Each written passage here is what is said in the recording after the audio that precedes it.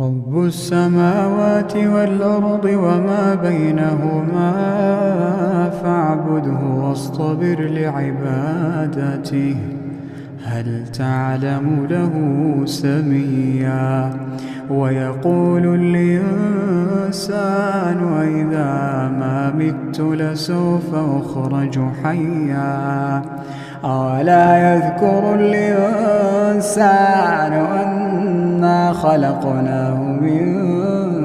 قبل ولم يك شيئا